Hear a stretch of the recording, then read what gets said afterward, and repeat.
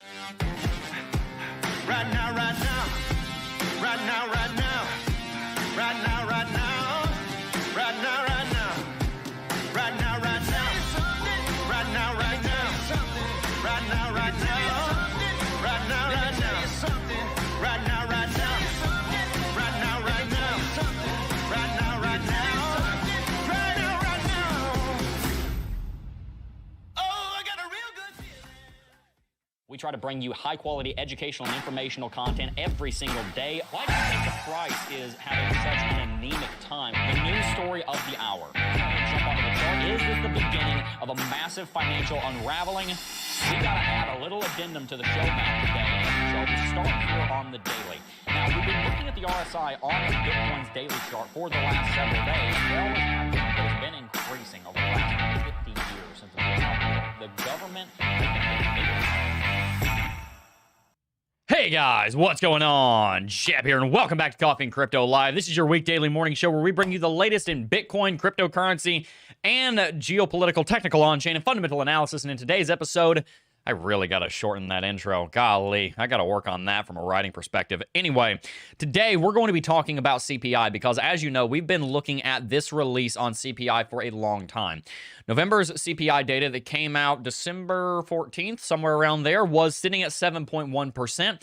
Right now, we just saw another CPI drop happen exactly 1 hour and 31 minutes ago at 8:30 a.m. Eastern Time, and we saw headline inflation come back at 6.5%, and we saw core inflation drop from 6% down to 5.7%. So them's the numbers, Doc, but what do they mean? Well, CPI is impacted by a number of different factors, many of them being, in fact, pretty much all of them being the prices of commodities. Two of the biggest movers today have been gasoline prices and fuel oil prices. Fuel oil has dropped nearly 20%, and gasoline actually went negative. We've actually seen deflation in the price of gasoline over the last 12 months here in the beautiful United States of America. And that actually gives us a little bit of insight into why this might be the last major CPI drop that we're going to see in a very long time. This may well be the last time that we see a plus 0.5% drop in CPI this entire inflationary cycle that we currently find ourselves in. Many people are hoping that, oh, well, we'll just keep dropping 0.6% until we get back down to 2% target, and then we'll be sitting down there in approximately 6 months. That's not necessarily how this is going to play out, and we're going to break down the different commodities that go into CPI today so that you can understand why CPI has dropped so aggressively and why that era may be coming to an end relatively soon. It's very important what CPI is doing as well, because it is the thing that's going to more or less dictate what the effective federal funds rate set by the Federal Reserve is going to be, which is dropping on February the 1st, 2023. They've likely already locked in their decision on that behind the scenes, although if there was any room for debate, the debate has probably been settled now at 0.25% basis points, 0.25%, which would be 25 basis points on the EFFR. By the way, you guys are really loving the hat. I need to get a shelf over here and drop the hat on it. Every time I make a video on my phone, I'm wearing the hat, and you guys are like, Jebb, I love the hat. So you can thank my wife who got it for me for Christmas. I've been wanting a hat like this for years, and so my dream came true. She also got me, by the way, those Enchroma colorblind glasses. I have been waiting for somebody to get me those for like 10 years. I'm not even kidding. I remember taking colorblind tests in high school, thinking, man, it'd be really cool if somebody would get Mr. Moderate Pro-Tan Jebb McAfee some colorblind glasses so I could see what the world looked like. And I really don't know what to think. I don't know if they're actually. I'm a bit confused. My brain is very confused because I'm seeing colors I've never seen before, and I promise I'm not on some weird trip. I don't do that kind of stuff.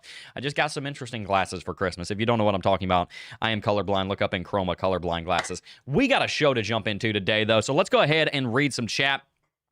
Really enjoying being off of coffee, by the way. I really feel like I'm able to talk without stuttering quite as much, and I definitely enjoy that because I do not like to stutter. Mike Lowry's in chat first, and he is also a blue name, so shout out to Mike. Thank you so much for moderating the chat and keeping it kosher. We got Grand Roofing Incorporated in chat. That was like 2 octaves outside of my range. That was pretty bad. Said, good morning, Jebb. Good morning, everybody. What a beautiful day it is. If you're feeling like it's a bad day and down, just think, I woke up breathing. You might think how good a day it actually is. Amen. Justin Eubanks in chat as well. Got a lot of people wishing myself and Sarah health and everything for the baby. Thank you guys so very much for that. We got Silent in chat, Justin Eubanks in chat again. Grand Roofing Incorporated in chat. So that basically, if you've ever watched Phineas and Ferb, you'll know where that's coming from. We got Silent in chat said, but who cares? Is Bitcoin going to break the macro supply line? Lol, we'll talk about that. Good morning, Jebb and everybody. The Classic IT guy is in chat. Somebody forgot to mute his phone. Which one of you was that? Tisk, tisk, tisk. You guys really just completely forgot the stream setup checklist, which involves muting all electronic devices. We got Justin Eubanks in chat. Silent in chat. CBD Suddy in chat. Jebb still think the bottom is not in. I am, as of yet, unconvinced. How's the wife and baby? Resting, both of them. Still uncertain what's going to happen. Proud of you, Jebb. H2O. Thank you. I really appreciate the proud of you. All right. Let's start out by actually looking at CoinMarketCap. Reason being, Bitcoin's been going on a bit of a tear leading up into CPI number dropping, And it's kind of what we expected. A lot of people are going to get very hyped on the idea that CPI could drop, and that frankly makes sense because if CPI is dropping, that means inflation is coming down. That means that the impetus for the Federal Reserve to hike interest rates very aggressively is removed, and then you see, in theory anyway, the Dixie calmed down a little bit, and that leaves more room for the dollar to run. Most people don't realize all of the connections there, but that's essentially what they're saying. They're saying CPI go down, Bitcoin go up, and they're pretty much right. Bitcoin currently is trading at $18,000. You heard me right, $18,000. In fact, it's at $18,116, but it just dropped down to $18,048. What gives with that? Well, I'll talk about that in just a second, but for right now, we can see that Bitcoin is sitting up at up 3.61% over the last 24 hours. Ethereum is up 3.73% over the last 24 hours, trading at just below $1,400 at $1,382. Bitcoin and Ethereum, respectively, are up 7 and 10% on ETH over the last 7 days. Bitcoin up 9% year-to-date. Ethereum up 15.68% year-to-date. That'll be the last 12 days since January 1st. We've even got Cardano moving up a little bit. It is up 3.39%, trading at 32 cents and a quarter, 32 and a quarter cents, and it's up 30% year-to-date. A few others that you might be interested in. Polygon's up 15% year-to-date. Litecoin's up 18% year-to-date. Solana is up 61.8%, 61.6% year-to-date, trading around the $16 range. Still lower than where it started right before FTX went bankrupt, but it has made some pretty large recoveries. That would likely have to do a lot with its community and its space as far as decentralized application development. Polkadot up 3.6% over the last 24 hours and up 16% year-to-date. Got Avalanche going the opposite direction that its name would state, up 20% today, trading at $15, up 40% year-to-date. So, entire cryptocurrency market doing relatively well. We're pushing back towards $1 trillion. Many of you guys, obviously, in chat and maybe just in your heads are asking, Jebb, is the bottom in? Do you now have confidence that the bottom is in? Maybe. Here's the thing, guys. Everybody goes through the disbelief stage, so I can't actually tell you if I'm in the disbelief stage or if I'm being reasonably skeptical about whether or not the bottom is in. You kind of have to go through the disbelief stage. Every one of us has. Some just go through that stage way too early, way too late, or sometimes we just go through that stage a little bit too early or a little bit too late. I'm not exactly sure where I stand on that. Whether I'm going through, whether I'm in the disbelief stage and I should have gone through that 2 months ago. I don't think so. Bitcoin's been doing nothing but dropping. Or if it's healthy for me to be in disbelief. I think it's more healthy that I'm in disbelief right now of this rally because, frankly, there's not a lot propping this up. If you guys will remember, right before FTX went bankrupt, FTX broke. There were a ton of shorts on FTX that got liquidated. In fact, let me just go to that page, liquidations data. I'll also pull up my CME Fed predictor tool here. I don't know if it'll show it, but on this tool, I was able to see. Yeah, it'll be too far back now. No, actually, it is. It was right here. Right here on October 23rd, October 24th, and October 25th, we saw about $1 billion over the course of 72 hours of shorts getting liquidated, all of them on FTX, and that led to a major rally on Bitcoin back around this time, and it was not really backed up by a whole lot of fundamentals. It was backed up by a massive amount of short liquidations, and so I was very skeptical and disbelieving of this rally right here because it just didn't really seem like it was coming from anything real. It was just coming from a bunch of shorts got liquidated and a little bit of exuberance from what little of the retail was left in the space. And then we found out that FTX was going bankrupt. So it really leads you to the question, who was doing all the short liquidation? Who was trying to move the market to the upside? Was it FTX trying to recuperate a market, trying to recover the market enough so they could sell assets and remain solvent so they wouldn't go bankrupt and they all wouldn't go to prison?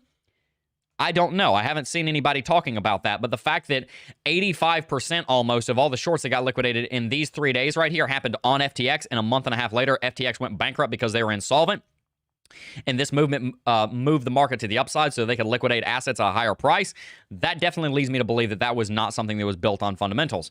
Well, something similar is going on right now. We're seeing a lot of shorts getting liquidated. Not necessarily a bad thing. We're not seeing a huge, massive short liquidation the way we had seen before. I mean, guys, we were literally talking about like $750 billion, or million dollars, about $500 to $750 million on several of these days right here, to the tune of about $1.5 billion getting liquidated in 3 days. We're not quite seeing that right now, but there is a lot of short liquidation going on that is driving the market up. I really have to ask myself, is this movement that we're seeing over the last couple of days as a result of people getting liquidated because they were too bearish, or is it a result of people actually expecting that the bottom is in? That's really the question we're going to have to ask over the next several days. By the way, if you'll remember, just a couple of days ago, I was talking about how we were sitting in this ascending triangle pattern and that it would have a price target likely between $17,900, or if you went from this level back here, you would be seeing a price target of $18,200. That's exactly where we went. So before you accuse me of being a perma bear, we were kind of expecting for this movement to, for this rally to go to the upside. I was a little bit wondering why it wasn't happening yesterday when we started to fall over, but then it just came in a little bit late. It did end up going through that major rally, breaking bullish, and we ended up managing to break through a lot of that support. But now let's go ahead and take a look at the 1 minute chart. And you might realize this looks like an EKG that got unplugged from the wall because something crazy happened on the market right here leading up to 8:30. Remember, BLS drops, that's the Bureau of Labor Statistics, drops its CPI data at 8:30 a.m. Eastern time zone. That video I shot this morning was recorded at 8:32 because I had to do a retake. And we essentially saw at that moment what the CPI was going to be. Well, if you look here minute by minute, the second that we saw that CPI data drop, Bitcoin started to go down because probably people were refreshing their page and it didn't actually update till 8:31, so that was a little bit confusing. And then it went through a massive rally, and then Bitcoin started having a lot more volatility. You can see how big of an impact CPI has on Bitcoin. As I talked about it over the last couple of days, there was probably going to be a lot of hype leading up to the actual release of the CPI numbers, but then after they came out, I expected that it was probably going to lead to a ton of volatility, and it was probably also going to lead to a short-term drop, because a lot of times it's a buy the rumor, sell the news event. It's a buy the rumor that you're going to see a 0.4 to 0.6% CPI drop, which is what we talked about yesterday, 0.4 to 0.6. It came back at 0.6 drop, down to 6.5 total. And then there was probably going to be a bit of a sell-off, but there's also likely to be a rally. And that's a little bit confusing, I know, because I talked to you guys about how it could go up and it could go down. And to be honest with you, the reason I said that was because I kind of saw this kind of movement coming. The market doesn't really know what to do with this data, especially considering the majority of people on YouTube right now are saying, look at this. CPI dropped 0.6%. That's great. The EFFR is going to come down to 0.25%, and then that's going to be great for Bitcoin. But the problem is, if you zoom in on the data itself, some things become glaringly obvious, and we're going to talk about those in a second. The fact is, there is a very real possibility that this is going to be the last 0.5% or higher CPI drop that we will see all year. We might see one more. We might see one more in the 0.4 to 0.6 range. We may end up seeing one more, maybe even two. But I'd be surprised if we continued to see just massive, massive, massive drops. And I'm going to tell you why.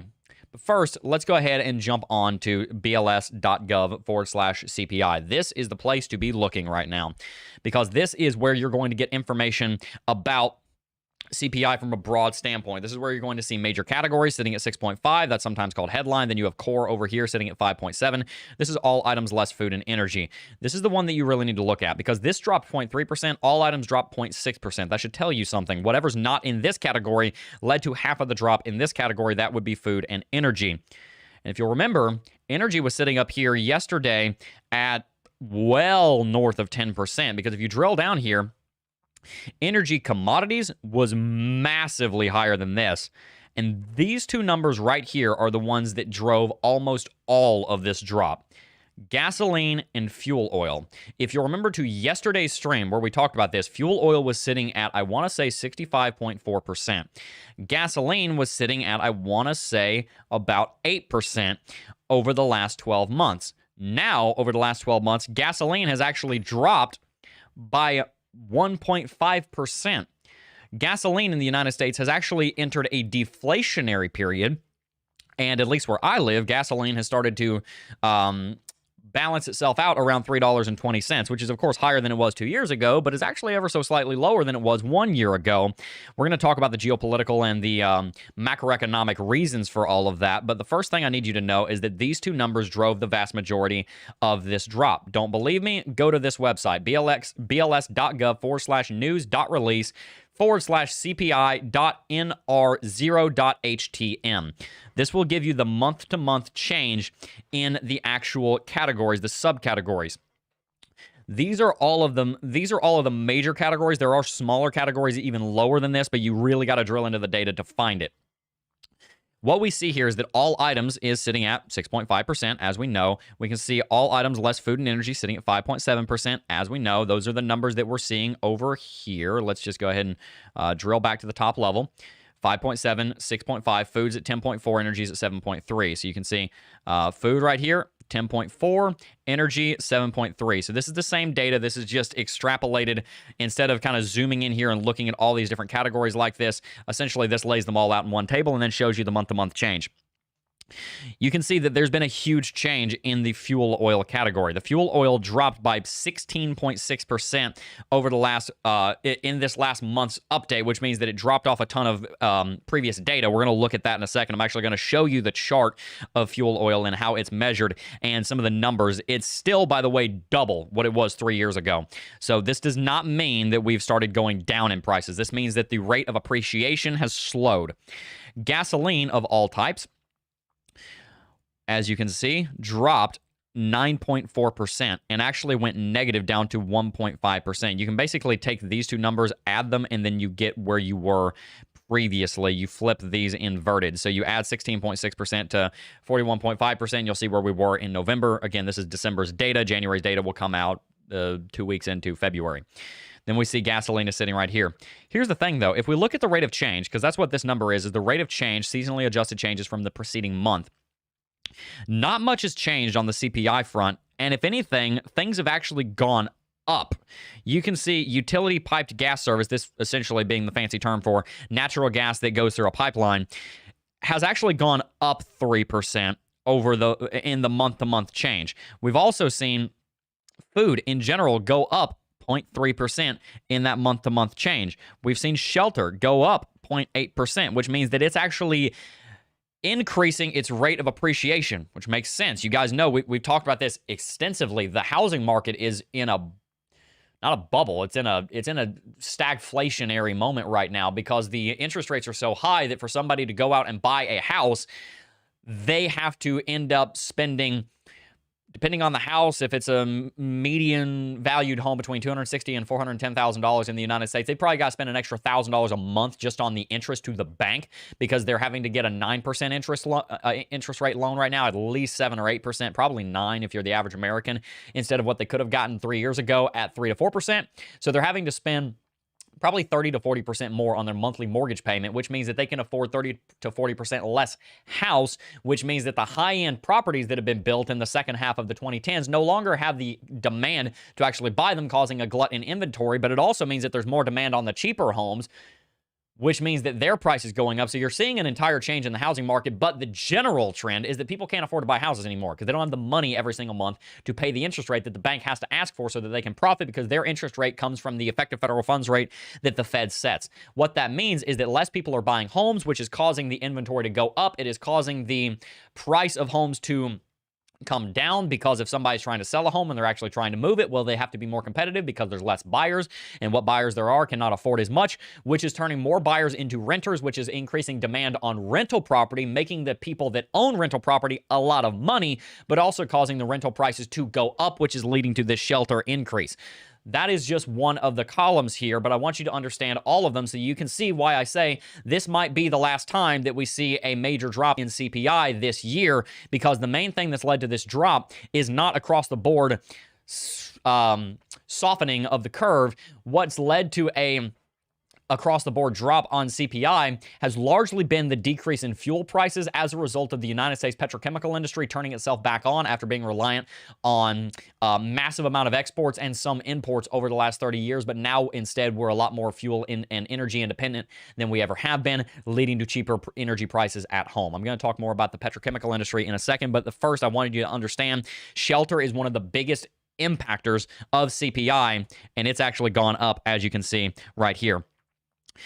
Services less energy services up 0.5%. Transportation services up 0.2%, sitting at 14.6%. This is not surprising because transportation services use what? Well, they use fuel, and they also use steel. That entire industry is in mayhem right now because two of the largest iron producers and refiners on the planet are Russia and Ukraine.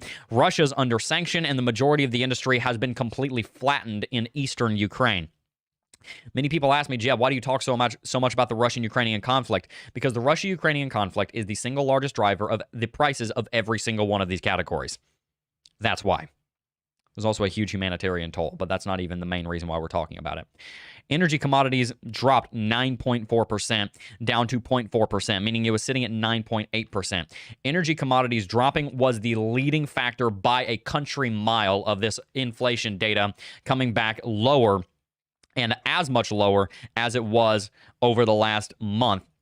And as I said, the main thing that led to this drop was in fact the actual commodities themselves of natural gas and oil, and their refinery and petrochemical industry that leads them down the chain into all of their refined products coming back online here in the United States. There's a few things to point out about that. Number one, that is not sustainable because it's not just energy prices that are leading to inflation in the United States. There's a lot to break down here, so let me try and go through this one at a time because I've got like 5 different points I want to make here. The first point is energy prices, specifically the price of natural gas, oil, and their the efficiency and level of production of their relative supply chains. That is not the only thing impacting inflation in the United States, not at all, although at one point it was the largest impactor of it. You guys remember when gasoline doubled in price and it was sitting at $5 on the national average, $10 in some places. If you don't remember, I told you guys, you can see a $10 gasoline price a gallon by the end of the decade, and I stand by that 100%, considering Russia is likely about to go offline by at least 20 to 50% in the next 12 months because they're about to lose most of their oil and gas infrastructure, not just to sanctions, but also to freezing. CPI cannot come down forever just because energy prices have come down, because that's not the only thing leading energy prices to go up. If you look at the food, it's sitting at 10.4%. If you look at food at home, it's 11.8%. If you look at food away from home, that's restaurants and whatnot, that's 8.3%. Then you actually have some of the other things that are kind of related to energy, but they're not exactly energy. Electricity, the piped natural gas itself. These things have not actually really come down all that much. If you notice, the main thing that's come down is not actually so much natural gas, it's actually so much oil. Piped natural gas has gone up 3% month over month. Fuel oil and gasoline, all the oil derivatives have come down significantly because of the shale revolution, and we've seen a huge amount of shale production come online by smaller companies that are able to get a derrick online in 6 months in the United States and turn back on all of that production. That's not exactly what's happening in the natural gas industry for 2 reasons. Number one, we just don't have as much production capacity as we do in oil. And 2, we're also trying to prepare to send a bunch of natural gas to Europe when they start freezing their butt off after it starts getting colder over there. So that's the first point. Energy prices are not the only thing impacting CPI. However, them coming down, specifically oil coming down, is pretty much the only thing that's dropping CPI. There's not a whole lot of other negative numbers over here, and if you do see a negative number, it's not a lot. You see used cars and trucks. They've gone down 8.8% over the last 12 months. Well, that's just a reversion to the mean. Used cars and trucks moonshot. I mean, they went up huge, a massive amount about a year and a half ago. So it makes sense that they're coming back down to the mean because those vehicles just aren't worth what they were selling for. That doesn't actually mean anything necessarily all that great and bullish for the economy. It's just a reversion to the mean. Other than that, there's really not a whole lot that's dropping these prices. The only thing we can really expect next month to help us bring CPI down is fuel oil going down, and fuel oil probably will go down. We'll talk about that chart here in just a little bit. But that's not going to be enough to cause CPI to drop back down to 2%. Everything else is still running away. So some of the things that are still really high, so we're looking at food, we're looking at food away from home, we're looking at shelter. Some of those things are directly impacted by the price of fuel. So for example, food, that's one of the biggest one that's sitting around 10.4%. Right now, it's going to be difficult to get that to come down. That is likely going to come down in the next 6 to 12 months on two conditions. Number one, the United States holds on to a lot of its oil supplies and we sell them internally and domestically before we start selling them internationally, and we keep the prices low in the United States, allowing food prices to come down. Two, the United States and Canada are able to get fertilizer production online in a massive way because there is about to be a fertilizer crisis that could put 1 billion people in food danger, in critical food need. Because fertilizer production was also one of the biggest things that Russia and Ukraine did, mainly Russia did, and now that's also going offline for many reasons. We're talking about phosphate, nitrogen, and I'm always forgetting the third of the big triangle for fertilizer. But the point is those two sectors are putting into how expensive food is. And by the way, if you think that's not impacting meat, well, what do the chickens eat? A lot of times they eat corn. A lot of times they eat whatever kind of grain can be grown and thrown at them, and those prices are going up as well, which is causing the meat prices to go up twice as fast. That is definitely having an impact on the average American because the average American might not need to buy a house right now, but they definitely got to eat. So CPI sitting at 6.5% is wonderful. I'm not convinced that we're going to see as rapid of a drop down to 2% as we've seen from 9.5% down to 6.5%. To be clear, I do think you'll continue to see a drop. I don't think you'll see it continue to be as fast. Now, a couple of other factors to play in here. Right now, there is quite literally, I believe, on a spiritual level, a miracle going on in Europe. Europe is seeing weather 20 to 40 degrees higher right now than it had seen over the last pretty much every single winter it's ever seen. This is one of the warmest winters on record in Europe. And normally, everybody would be very concerned about that because of climate change. That's actually a really helpful thing for Europe right now because they've actually had to shut down a lot of their industry that uses natural gas because they need to use the natural gas to heat their homes or else their people die. Right now, everything's a lot warmer. It's in the 30s, 40s, 50s all across Europe when it would normally be sitting at 0, and Europe would be using twice as much energy to heat homes and heat businesses and make sure people stay up, not popsicle. That's probably not going to last all winter. If it does, that's literally a godsend for Europe. If not so much for Ukraine, but if not, that door slams shut, the weather starts getting a lot colder. All of a sudden, for Europe's industrial economy to continue to function in the way that it currently is until about May, when it starts getting a lot warmer, they're going to have to import a massive amount of natural gas. Nord Stream 2 was knocked offline. Wasn't barely even operational in the first place, but if there wasn't a war, maybe they could rely on that. They don't so much want to rely on Russian energy because they're trying to get away from Russian energy because they don't want to have energy reliance on a power that is tacitly threatening them with nuclear annihilation. Makes sense. Who are they going to buy natural gas from? The next largest producer, that being the United States. So if the United States starts exporting huge amounts of natural gas to Europe without having domestic protections on the price of natural gas in our area, in our zones, that being North America, our regional territory, if you will, then you're going to see energy and natural gas prices go up massively, and that's going to lead to a couple of impacts. Number one, it's going to lead to fertilizer becoming even more difficult to create because natural gas is one of the ways that you get nitrogen for fertilizer production. That's one of the reasons Russia is such a major producer of fertilizer, because you can make fertilizer from natural gas. The other thing is that natural gas is the thing that, one, heats our homes. We kind of need it for that purpose. And it's also another part of it and oil make up the entire petrochemical input. Almost all of it. That's one of our largest industries. Go to Texas, go to Louisiana, go to South Carolina, go to Georgia, go to North Carolina. That you're going to see refineries on refineries on refineries, and that is mostly oil and natural gas production, refinement going on. That's a huge part of our industry. If the temperature starts getting a lot colder in Europe and we start to export LNG, liquefied natural gas, to Europe, and they are buying it from us, it's probably going to make the United States a lot of money. But it's probably also going to cause prices to go up in the United States because supply has gone down. And that's going to lead to that energy level actually maybe starting to go up a little bit more.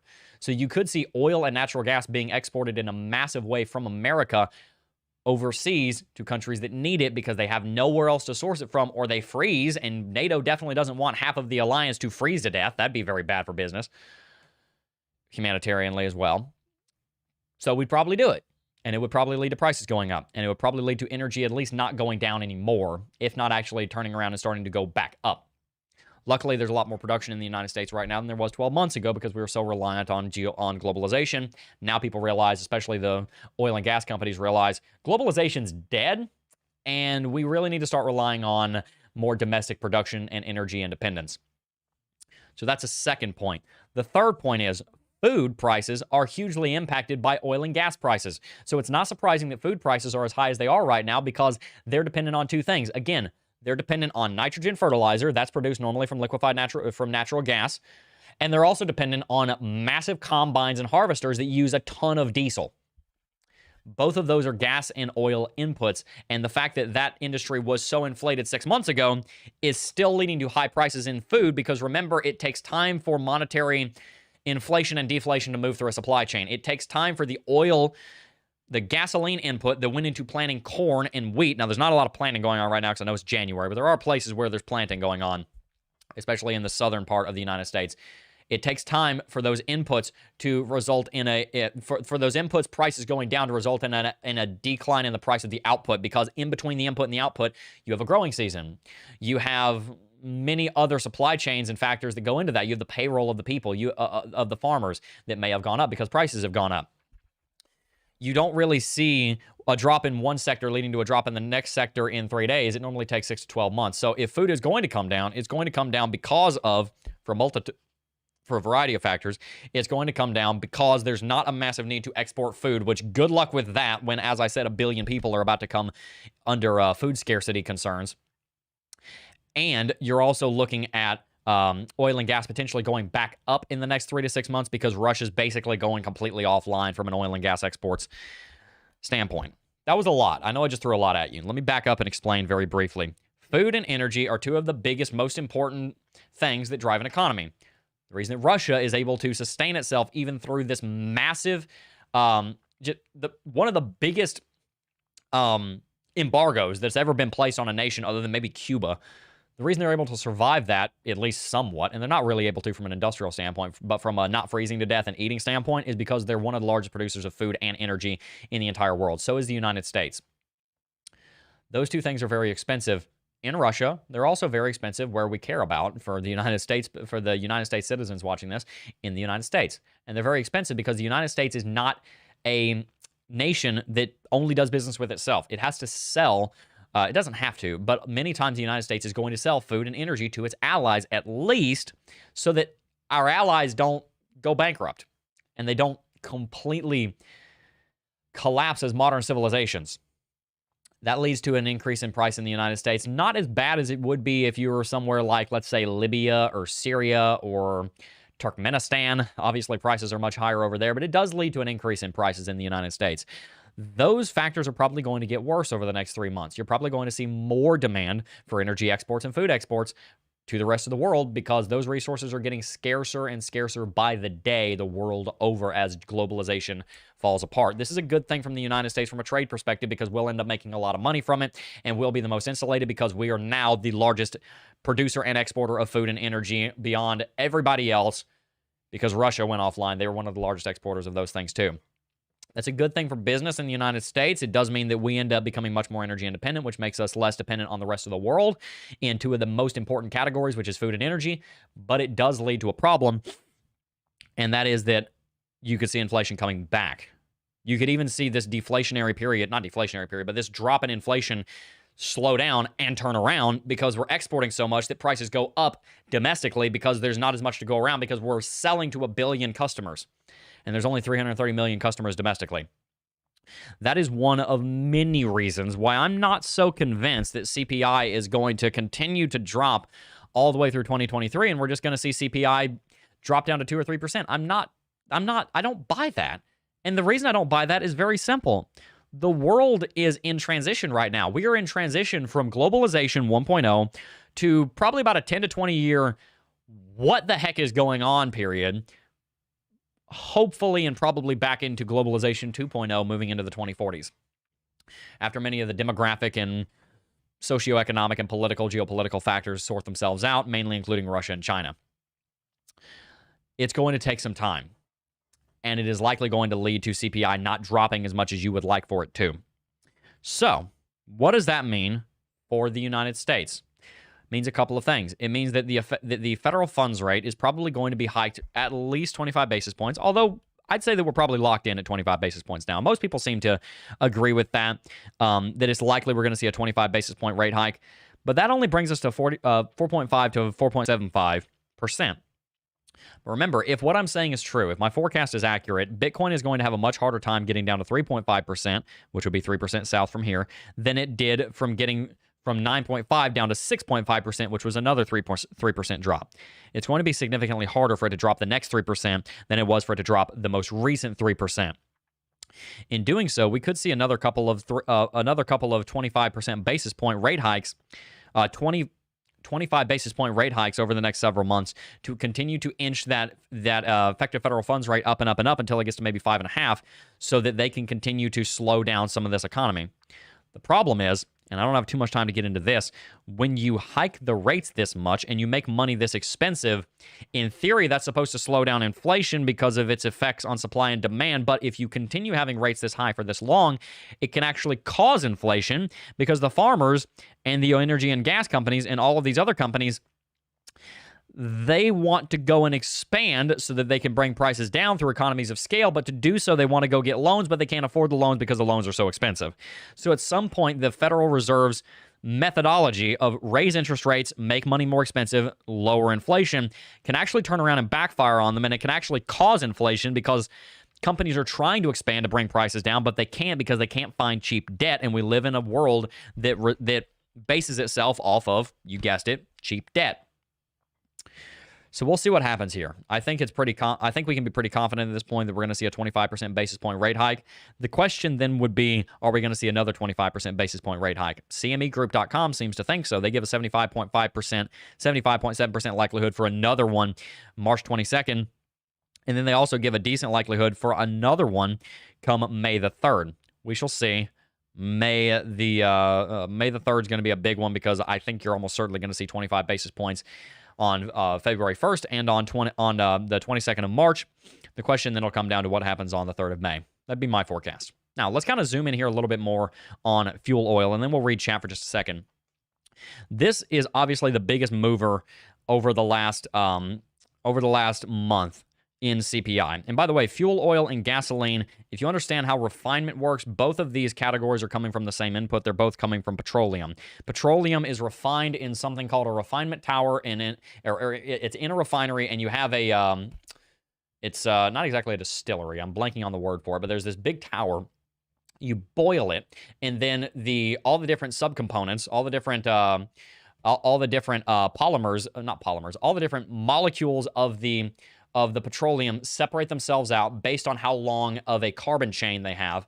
And the densest, thickest, most sludge-like stuff sits at the bottom because it's heavier. And then the much lighter stuff floats to the top. So we're talking about your gasoline. You're talking about your, I forget some of the other ones that would be up there. You have your jet fuel sitting below the bottom stuff, which they normally put in tar. It's basically just tar. They put it in roads. And then you have your gasoline up here. Then you have some much lighter fuels up here, that being like your propanes. That's what you're looking for. Your propanes, your methanes. Not your methanes, your propanes sitting up there. And then right down here, you have your jet fuels. You separate them all out, and then you get your fuel oil, you get your gasoline, you get your tar, you get your jet fuel, you get your diesel, you get your all of your different fuels. And then from the distillation tower, that's what I'm trying to say. From the distillation tower, they pull it all out, and then they separate it out more, and they refine it more, and then you get your gasoline, boom. But all the byproducts go somewhere else. So the tar, it's not the exact word for it, but basically the tar goes into roads. The jet fuel goes to jets, you guessed it. The different kind of fuels, you mix them with different things to make things like marine fuels and whatnot. And every single one of those is a product of that distillation process. So fuel oil and gasoline coming down at the same time makes sense because both of them come from oil. They both come from They both come from they're both products of the petrochemical supply chain, which is getting more robust in the United States by the day because the oil and gas companies realize Germany's up a creek, Russia's going offline, Venezuela, we don't want to do business with them, so we're going to start drilling for oil in Louisiana. There's a major oil and gas company that was based in Germany that's actually shutting down all of its facilities in Germany and moving to Louisiana right now. I forgot the name of them. They start with an N.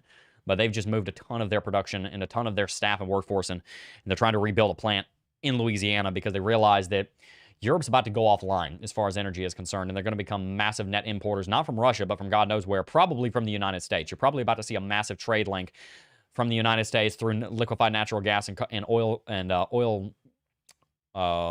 tankers to send gas and oil over to Europe. But that fuel and gasoline supply chain, it all comes from the same input, petroleum. Now, let's go ahead and take a look at this. This is fuel oil and other fuels on U.S. Consumer Price Index. You can kind of see what's going on here.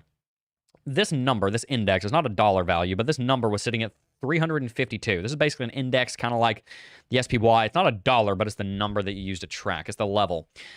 January of 2022 is sitting at 352. Then you saw it rally all the way up to 508. This is including pretty much everything that's a product of the oil supply of the oil petrochemical industry, more or less. So you're talking about your gasoline, your diesel, that tar we were talking about, jet fuel, everything that goes into fuel.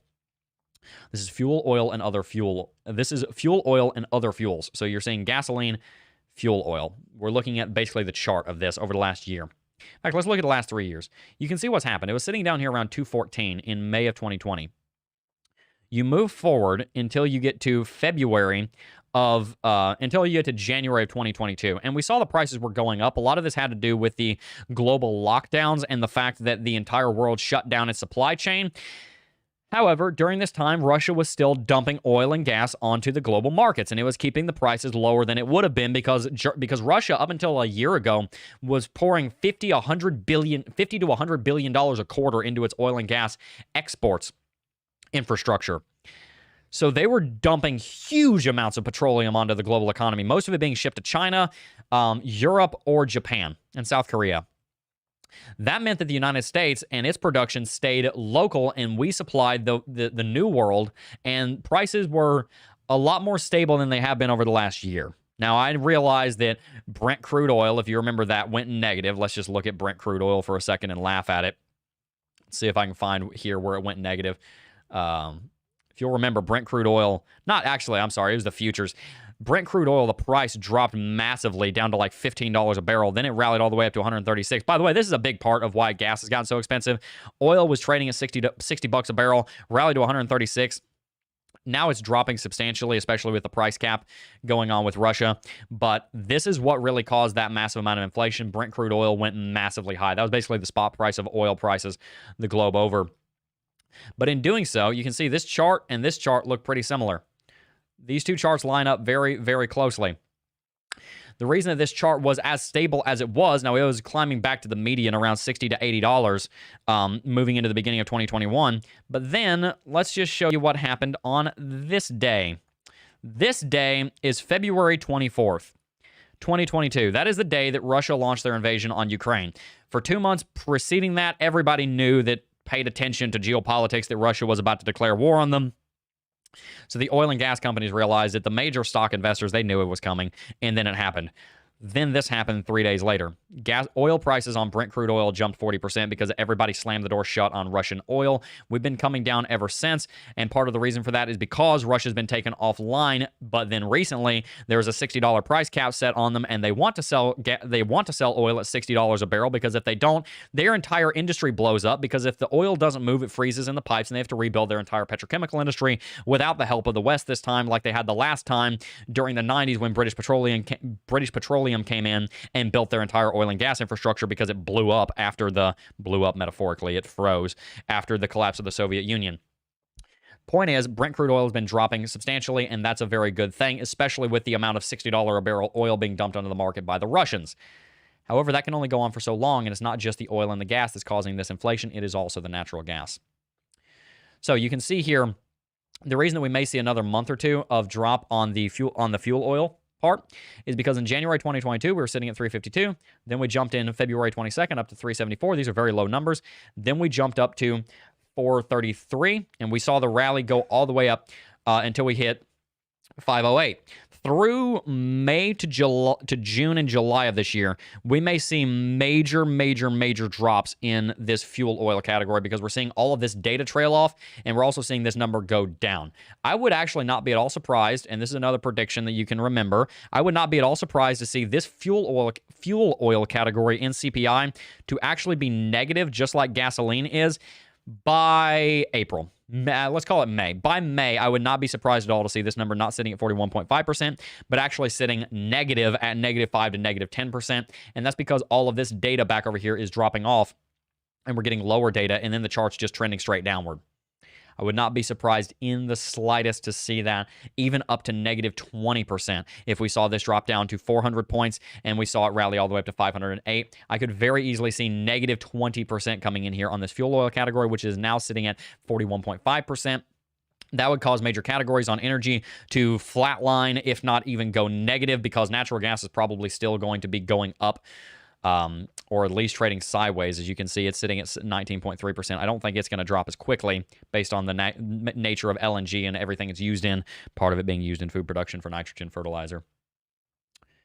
But I could see this flattening out, and that bring all items less food and energy, all items coming down, but all items less food and energy not coming down as aggressively, because this is a very, this doesn't have to do with food and energy. Point is, oil is getting cheaper. Natural gas is not. Because natural gas is not, and it goes into fertilizer, and the oil and natural gas industry also have a big impact on the food production. Food production is not dropping as quickly as oil is. We're probably not going to see a major drop on CPI for the next, for the entire year, other than in that category of oil and oil derivatives. That category will probably go negative, and extremely negative, because oil has been turned online in a huge way in the United States. And it's also not used to heat homes in quite the same way that natural gas is in Europe.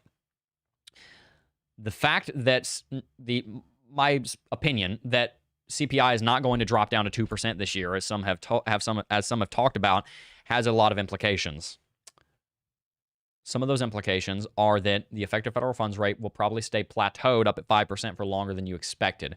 We could see it stay up there through the end of the year. We might stay at 5 to 5.25% on the EFFR for months. We may not see a massive drop on the EFFR, as many people have been banking on this summer. I think it is a very, very likely possibility that you're going to see us stay at that level for a while, and that could hold Bitcoin down. Now, on the other hand, the other thing to keep in mind is that if it plateaus, that gives people some reason to hope on Bitcoin. If you just look at Bitcoin right now, we are rallying. There is some exuberance, and there is reason to be excited on Bitcoin right now. CPI did come down, and people don't necessarily look into all of the particulars of the way the world works and see that it's not going to continue coming down at that velocity of 0.6% every single month. They see it came down. Great. That's wonderful. Remember, this last jump, this happened on CPI data also, so people are very excited about CPI. The last CPI data drop, I believe, was December the 12th or December the 13th.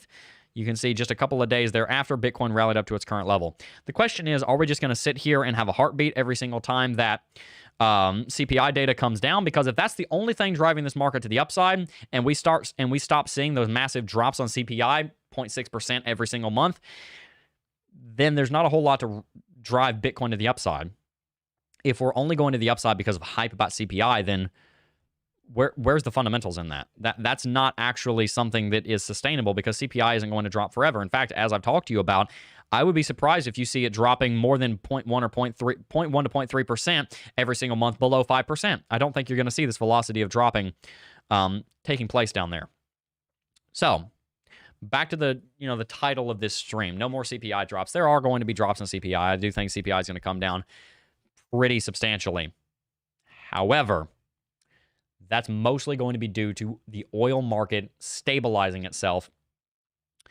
And that itself is on a shaky foundation, because one of the things that is stabilizing the oil market is Russia selling oil at $60 a barrel. And if something happens to any of their cargo ships, and people don't want to take Russian ships anymore because they don't have insurance policies, you see the entire oil chain in Russia freeze shut, and you can't just turn it back on. It's frozen. You have to re-drill all of the pipes, all of the oil wells, and then you have to do at least a major overhaul on the entire pipeline. We're talking thousands and thousands and thousands of miles of pipeline, dozens of them, to turn that thing back on. You're talking about decades if you had the help of the West to come in and do it, which the West very well may not do it, because the West might like the idea of not using Russian oil anymore.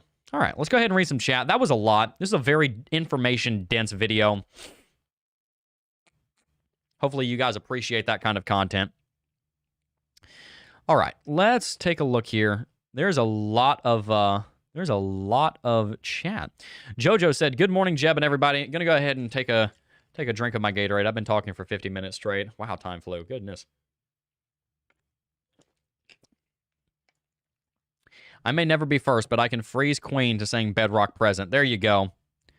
CPI is just going to bring short-term volatility. We're in a bear market. Don't let short-term movements skew your views on the market as a whole." That's right. We're not just going to moonshot because of CPI. It's far more complicated than that. It's not that simple. Matt Chandler said, "Good morning. Paid for CT2A. Am I out the money? Paid for nothing? Question mark. No, you should have access to CT2A. Shoot us a email at support@cryptojebb.com. We are having trouble with support@cryptojebb.com right now, by the way. The vendor that we were using to do all of our customer service locked us out of our... I mean, I don't think they intended to do it, but it's really funny. The customer service that we use does not have very good customer service. We're trying to figure that out. There's a lot going on right now. I do apologize. But, yeah, shoot us an email and we will try to get back to you on that as quickly as we can. Oh, I missed chat. Shout out. Musk Watch, question mark, said CBD study. We can do the Musk Watch. We have not taken a look at Elon Musk's Twitter here in a little while. Let's look at Elon Musk over on Twitter. And by the way, make sure to go and follow me on Twitter if you have not already. Elon Musk currently has 125.4 million followers. That's absolutely wild. Starship launch attempt soon. Really? I did not know that. I've not pre-looked at his his Twitter in a while. Some things that your party tells you are false and some things that the other party says are true. That is true. That is true. By the way, I might have a video coming soon about why Tesla's stock price is going to collapse like 75% over the next 3 years, 3 to 5 years. Tell me if you'd like that video or if you would just unsubscribe if I said that. Love to hear your opinion on that. All right. SpaceX, however, I think SpaceX is going to do wonderfully. I think SpaceX is going to go up and up and up and up and up. All right. Chart by James Stevenson. U.S. light vehicle sales 2022 versus 2021. Tesla did grow a lot. That is true. Tesla definitely did grow substantially. All right. Plaid is sick. There you go. Fastest car from 0 to 60 miles per hour ever tested by Motor Trend. Wow. That's crazy. By the way, I love Tesla, the vehicle. I don't think its stock price is where it should be. People have been saying that for a long time, and now it's starting to happen, and people don't want to hear it. 8 years later and still no laws. Oh, my gosh. Look at that. The dude took a Triceratops. Can you believe that? Poaching has gotten out of control. JCO was joking, by the way. If I dig my grave deep enough, maybe it comes out the other side of the earth. Oh, man. Elon Musk should stay out of politics, keep shooting his feet. Yeah, there you go. 12 months ago, I was Person of the Year. Yeah, now everybody hates you. I don't. I definitely don't totally agree with him, but, well then, that's quite the inflammatory one. Yeah, he's definitely getting a lot of people upset. All right. Well, there you go. There's your must-watch Musk watch for the day. How's the wife and the baby? Bryce T said. Well, gonna be honest, not much has changed. We're still praying and hoping that our daughter will stay in, and we're trying to just rest a lot, doing a few tests. There's not a whole lot we can do. If you're new here and you don't know what's going on, my wife is 26 weeks pregnant today, and she's been having contractions as in like she's in labor and about to give birth at any point for 9 days now, ever since last Tuesday. We still have no idea what's going on, and it is the grace of God alone that our baby has stayed in there, because anybody who looks at her who is going to take her seriously would say she's in active labor for 9 days. We're trying to figure out what to do about that. We really don't know. It's been extremely difficult. See that? Jeremy Shorter said, see that little like button on the side there? You should smash the like button. I'm not going to read the rest of that. Silent said, I beat you this morning, buddy, to Matt C. Shout out to Matt C, who's in chat. Disbelief, this is a sucker's rally, lol, JK. Classic IT guy said, bull trap, maybe. We'll talk about that more tomorrow. Good morning, everybody, from the last chat, and good morning, everybody else. CBD Study said, I am seeing green. Let's see. Let us see. Good day, all humans, said Colin McDonald. Hello, Colin McDonald. CZ's neck is on the chopping block. Let's see how well he fares. Why is he on the chopping block? Because they've had $18 billion of withdrawals take place in the last 3 months? I wonder if that's it.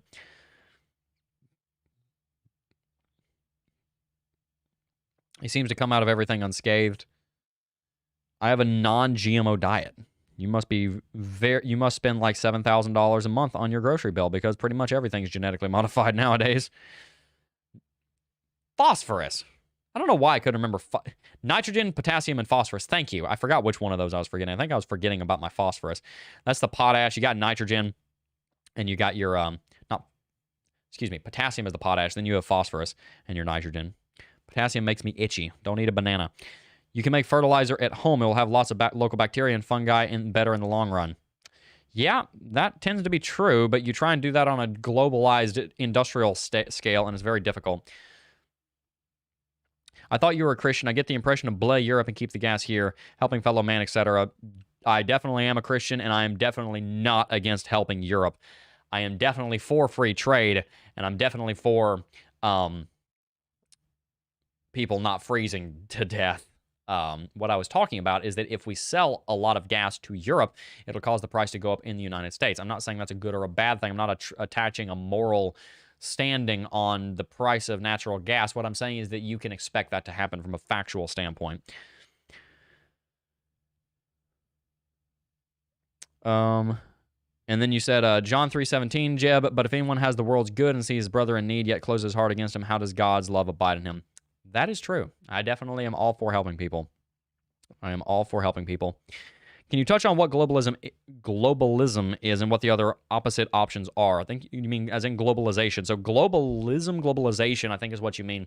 Globalization is essentially the idea that supply chains are broken up across multiple continents, across a plethora of different countries using inputs from many different countries. So we're talking about the raw resources, your zinc, your iron, your oil, your natural gas, your aluminum, your bauxite that goes into aluminum, your potassium, your potash, you name the input. Globalization is the idea that you're taking inputs from all over the place, manufacturing them all over the place, and then selling that stuff all over the place. To do so, you need a couple of things. Number one, you need general global peace, because wherever there's not enough peace to build infrastructure that can take 5, 10, 20 years to build, we're talking rails, roads, manufacturing hubs, ports, etc., they don't really get to participate very much. So if you see an area that's war-torn, normally the reason that they are doing so poorly economically is because they're not able to participate in globalization.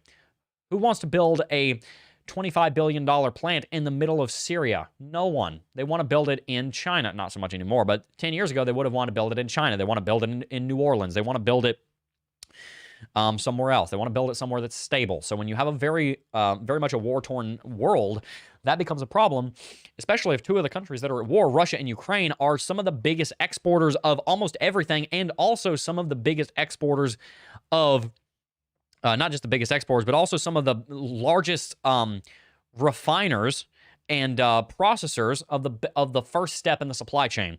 So a good example I can give you is iron being smelted into pig iron. A lot of that was going on in Ukraine. The United States would buy a lot of pig iron from Ukraine. Ukraine obviously can't support that industry anymore because that industry doesn't exist. It's been flattened.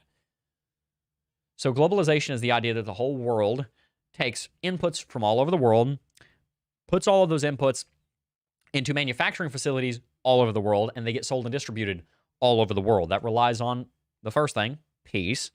It relies on the second thing, open shipping lanes. That's coming to an end as well. The most, I think it is the most trafficked shipping lane in the entire world, other than the Suez, the Dardanelles, which is over by Turkey, the Bosphorus Strait, and the Panama Canal, is the region of ocean, the sea, in between Taiwan and China. Not too many people want to send a ship through there right now because they don't want to get hit by a 155 millimeter cannon shot if something happens between China and Taiwan. We also have a massive downsizing of the destroyer fleet in the United States. And the majority of the funding for the United States Navy is being poured into aircraft carriers for the sake of the United States doing power projection around the world, but not necessarily patrolling the world's oceans the way that it used to, which means that piracy and local state actors stopping trade in their region and putting more tariffs on, putting more taxes on, and a lot of those things can continue to increase, which makes it a twofold problem. One, you have a much more war-torn world right now than you did 10 years ago. Two, and I know there was a war on terror going on, but that did not have as much of an impact on the economy as Russia and Ukraine does. Obviously, I care a whole lot more about human lives than I do about the economy, but we're talking about the economy. Syria, Afghanistan, Iran, those areas being offline globally didn't have a big impact on globalization. Russia and Ukraine being offline, that changes everything. China in the middle of a demographical collapse and Xi Jinping turning the thing into a dictatorial one-man state worse than Mao Zedong had it as, and then wanting to launch a war on Taiwan that they would almost certainly lose, but Xi Jinping has shot the messenger so many times that he probably doesn't realize that that would happen, and he might be just crazy enough to do it. That also has a huge impact on global trade, considering they're one of the largest manufacturers of everything in the world still, even though they're losing that stance. And they're also right next door to one of the largest open sea shipping lanes in the entire world. That's globalization, and it's coming to an end for a number of reasons. Russia, Ukraine, China, Taiwan, and the United States. Those five nations and their